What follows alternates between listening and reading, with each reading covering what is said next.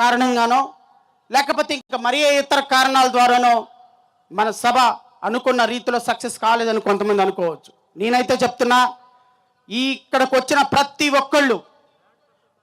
ఒక్కళ్ళు ఈ సభ రాష్ట్ర చరిత్రలో ఒక సువర్ణ అధ్యాయంగా మిగిలే విధంగా మీరు ఇక్కడ కొట్టినటువంటి ప్రతి చప్పట్లు రాష్ట్రం గుండెల్లో నిప్పు కణికలై మెదురుతాయని అయితే మాత్రం నేను చెప్పదలుచుకున్నా.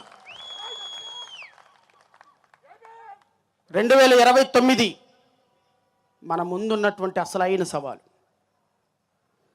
చాలామంది దైవ సేవకులు దేవుని నామం పేరిట ఎవరు కొట్టేద్దామయ్యా, వేసై జగన్కి ఓట్లు మొత్తం, పాస్టర్లు అందరూ ప్రార్థన ఎవరు వచ్చారు ఇప్పుడు మీకు? జగన్మోహన్ రెడ్డి వచ్చి మిమ్మల్ని కాపాడా?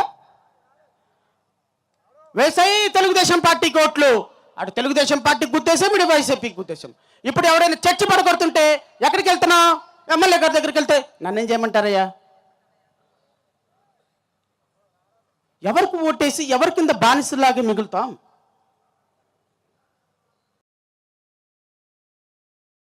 కోటి 10 లక్షల మంది జనాభా. రఘురామకృష్ణరాజు సామాజిక వర్గం మ్యాక్సిమం ఉంటే మ్యాక్సిమం 45 లక్షలు ఉంటుంది. దళితుల ఓట్లు నాకు అవసరం లేదు పా, క్రైస్తవుల ఓట్లు నాకు అవసరం లేదు పా అని ఒక వ్యక్తి అన్నాడు అంటే నీవు బతికున్నా శవంతో సమానం అని అయితే నేను ఈ వేదిక నుంచి చెప్పదలుచుకున్నా. ఇంకా నువ్వు మేల్కొనకపోతే, ఇంకా నువ్వు దేవుని నామం పేరిట ఒక పార్టీకి ఓట్లే ఇస్తే, ఇంకా నువ్వు నీ అస్తిత్వాన్ని, నీ జీవాన్ని, నీ సజీవాన్ని ప్రశ్నిస్తూ బతికున్న శవంగా నేను వర్ణిస్తున్నటువంటి ఒక వ్యక్తి కోసమో ఒక పార్టీ కోసమో నువ్వు ఇంకా నిలబడితే నేను మన భావితరాలు తిరిగి తీసుకురాలేని నష్టాన్ని కొని తెచ్చుకున్నట్టే అని మీరందరూ భావించాలి. 2029 నేను మీకు మాటిస్తున్నా, ప్రతి క్రైస్తవుడికి మాటిస్తున్నా, ఈ రోజు నుంచి మాటిస్తున్నా, ప్రతి ఆదివాసీకి మాటిస్తున్నా, ప్రతి దళిత బహుజన కులాలకి మాటిస్తున్నా.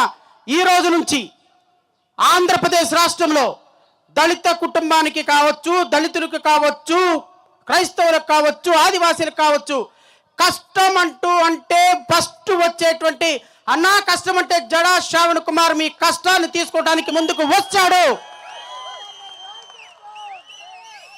మీ కష్టం కోసం, మీ కన్నీళ్ళ కోసం, మీరు కష్టంలో ఉంటే ప్రాణాలకి తెగించైనా మీ ముందు నుంచొని మీ కష్టాన్ని నా కష్టంగా భావిస్తాను అని మీ అందరికీ కూడా మాటిస్తున్నా. 2029 సంవత్సరంలో నాకు కోట్ల మంది వద్దండి, ఒక్క 10 లక్షల మంది జడా శ్రావణ్ కుమార్ని నమ్మండి చాలు. అన్నా 10 లక్షల మంది నీవు అనుకున్నావని ఒక్క మాట అనండి చాలు. 1,10,00,000 మంది ఉన్నాం. 10 లక్షల మంది నా వైపు ఉంటే రాజకీయం ఎలా ఉంటుందో మీకు చూపిస్తా 2029లో. 6% ఉన్న పవన్ కళ్యాణ్ పిఠాపురం తాలూకా అయితే 10% ఉన్నటువంటి శ్రవణ్ కుమార్ తాలూకాని మీరు ఎప్పుడు చెప్పుకుంటారండి? ఈ రాష్ట్రంలో ఎప్పుడు చెప్పుకుంటారు? రాష్ట్రంలో 1,10,00,000 మంది దళిత బహుజనులు శ్రవణ్ కుమార్ తాలూకా అని చెప్పుకునే రోజు ఒక రోజు రావాలి. ఆ రోజు మాత్రమే మన సమస్యలు తీరుతాయి. గ్యారంటీ ఏంటి? నా చరిత్ర తిరగవేయండి. 8 సంవత్సరాల నుంచి ఈ రాష్ట్రంలో డాక్టర్ సుధాకర్ని అక్రమంగా చంపేసినప్పుడు సిబిఐ ఎంక్వైరీ వేసిన మొట్టమొదటి ఘన చరిత్ర జడా శ్రావణ్ కుమార్ది ఈ రాష్ట్రంలో.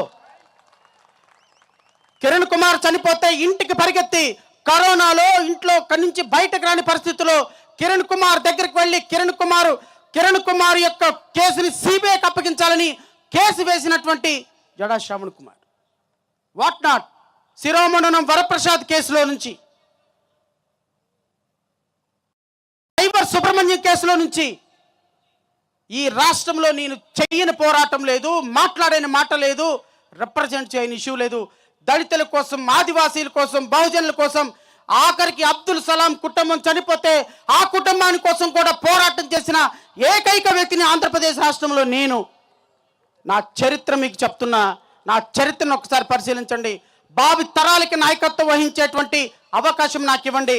ఎంతకాలం అసెంబ్లీకి వెళ్తే, సెక్రటేరియట్కి వెళ్తే పాస్ రాలేదు అని వస్తారు. కారు బోర్డు మీద జడా శ్రావణ్ కుమార్ తాలూకు అంటే అసెంబ్లీలోకి, సెక్రటేరియట్లోకి నేరుగా కారు పోయే విధంగా మీకు ఏర్పాటు చేసేటువంటి ఒక వ్యవస్థను మనం ఏర్పాటు చేసుకోవాలి.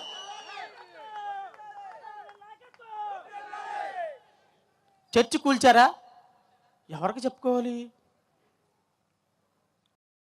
తెలీదు. ఎవరింటారు? తెలీదు. పాస్టర్ గారి మీద కేసు పెట్టారా? తెలీదు. దళితుడిని ఉన్నను చంపేసి పూడ్చిపెట్టేశారా? తెలీదు. దళితుడిని ఉన్నను తీసుకెళ్ళి లాకప్ డెత్ చేశారా? ఎవరికైనా చెప్పాలా? ఎవరుంటారు? ఒక తలుపు 2029లో రాష్ట్ర శాసనసభలో జడా శ్రావణ్ కుమార్ ఉప ముఖ్యమంత్రి అనే తలుపు మీకోసం తెరిచి ఉండే రోజు, ఒక రోజు వస్తుంది. ఆ రోజు కోసం మీరందరూ కూడా వేచి చూడండి. I'm very confident. ఎందుకో తెలుసా? అరే 10th క్లాస్ చదివిన నువ్వు ఉప ముఖ్యమంత్రి అయితే, జడ్జి చదివిన నేను ఉప ముఖ్యమంత్రి అవడానికి తప్పే ఉంటుందయ్యా? నీ మాట అబద్ధం, పాట అబద్ధం, డైలాగ్ అబద్ధం, డాన్స్ అబద్ధం, కాస్ట్యూమ్ అబద్ధం. నీకు ప్రతిదీ నీ జీవితం సినిమా, నా జీవితం real. You are a real hero, I'm a real hero. నాకున్నది ఈ అవకాశం అని అయితే నేను తెలుపుతున్నా. ఎందుకు లేరు? నేనేమి రౌడీని అవుతానని తప్పు పట్టడం లేదే, నేనేమైనా క్రిమినల్ అవుతానని చెప్పటం లేదే. నేను ఈ రాష్ట్రానికి ముఖ్యమంత్రి కావాలి, ఉప ముఖ్యమంత్రి కావాలి. నా జీవితంలో నా పిల్లలకి, నా బడుగు బలహీన వర్గాల ప్రజలకి కష్టం వస్తే ఆ కష్టం కోసం నేను ఉంటానని చెప్పడానికి నాకు అది పదవి కావాలి అని అడగటం తప్పు కాదే?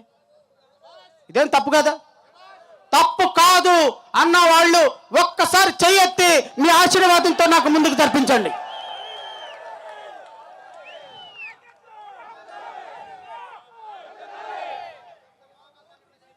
ఎందుకంటే మన సంకల్పం గొప్పదైతే పంచభూతాలు మనకు సహకరిస్తాయి. ఈరోజు మన సంకల్పం గొప్పది. ఈరోజు ఇక్కడ పెట్టినటువంటి వేదిక సంకల్పం గొప్పది. ఇక్కడ మనం కూర్చున్నటువంటి విధానం సంకల్పం గొప్పది. కాబట్టి పంచభూతాలు మనకు సహకరించి వర్షాన్ని కూడా ఈ సమయం అంతవరకు, ఇందాక నుంచి గంట నుంచి బెనర్జీ గారు నా చెవులో జోరేగలాగా తింటున్నాడు. అన్న 8:30కి వర్షం చూపిస్తుంది, 8:30కి వర్షం చూపిస్తుంది. నేను చెప్పిన నా స్పీచ్ అయ్యేంత వరకు వర్షం పడదు, కంగారు పడకు నువ్వు అని. పడదు. కానీ ఇంకా అంకిత భావం కావాలి.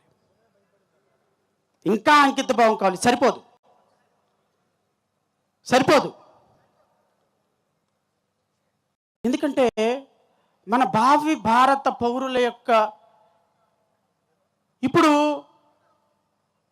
మీ నాన్న ఎమ్మెల్యే దగ్గరే, నువ్వు ఎమ్మెల్యే దగ్గరే, వాళ్ళు వీళ్ళు దగ్గరికి వెళ్ళి రికమెండేషన్ చేయించుకోవటం, ఇది నా ప్రభుత్వం, ఇది నా వ్యవస్థ, మా తాలూకా వ్యవస్థ అని చెప్పుకునే రోజు 80 సంవత్సరాలకు కూడా రాకపోతే, ఈరోజు ఆకువీడులో, ఈరోజు భీమవరంలో మన సోదరులకు వచ్చినటువంటి కష్టం, చొక్కా ప్యాంట్ వేసుకున్న పిల్లవాడిని కూడా ఒక పశువు కంటే హీనంగా తీసుకెళ్ళి స్టేషన్లో పెడితే, నా ఇష్టం వచ్చినటువంటి